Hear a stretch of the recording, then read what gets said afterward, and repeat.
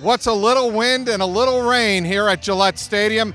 It was a beautiful day for the Patriots. They improved to a perfect 8-0 over the Cleveland Browns, beating them by a score of 27-13. I'm here with Evan Lazar as always. Look, the Patriots, as they have been doing pretty much all season long, really made an imprint on this game with their defense early, with the scoop and score of 26 yards by Dont'a Hightower, forcing two early Nick Chubb fumbles that were critical in the momentum. 3 first-quarter turnovers for the Patriots, the first time in the Belichick era that they've ever done that in the first quarter. That really got the game going, go up 17-0, kind of cruise here the last 3 quarters of the game.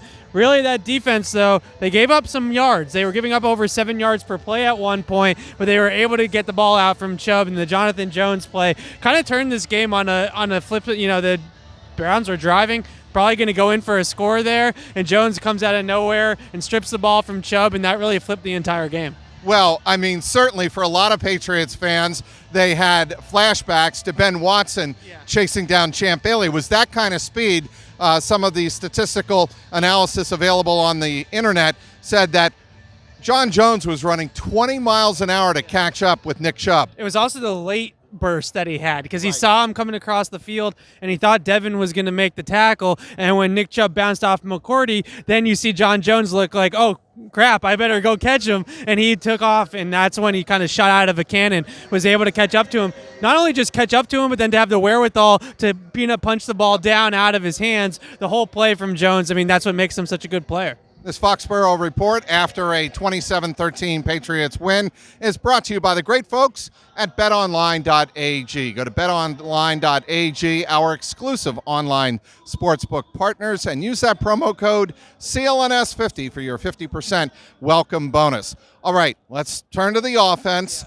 Tom Brady had a pair of touchdown passes to Julian Edelman, one finishing off a drive in which it was Lawrence Guy intercepting Baker Mayfield on a shovel pass.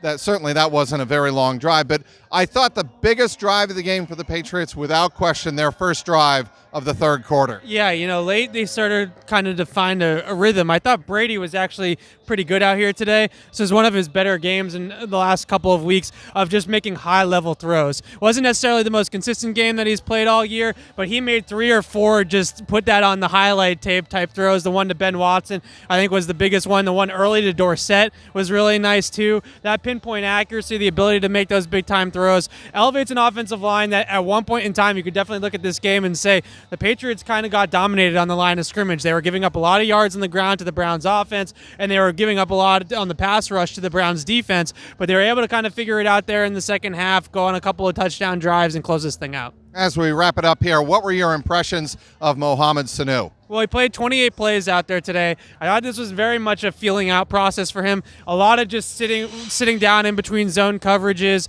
Over route was the one that he caught. The big catch that he had here late in the game was on a deep over route. The Patriots love to run off of play action. I also thought it was interesting that they were using him a lot as a run blocker. Like they were putting him on the field specifically to put him in the game to have him run block, which I think is something that we didn't really talk about. You know, you don't really talk about that too often with the receivers. But the run blocking is an element of it. Listen, it wasn't gangbusters. He didn't come out here and have 5 catches for 100 yards and a couple of touchdowns or anything like that. But he definitely showed that he has some skill, has some things that they're going to be able to use out of him. And I think that Belichick will probably talk about his run blocking.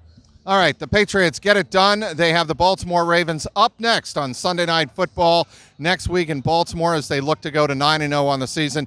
They beat the Cleveland Browns by a score of 27-13. Inside a rainy and wet Gillette Stadium where the Patriots are happily dancing in the rain, I'm Mike Petralia. He's Evan Lazar, CLNS Media.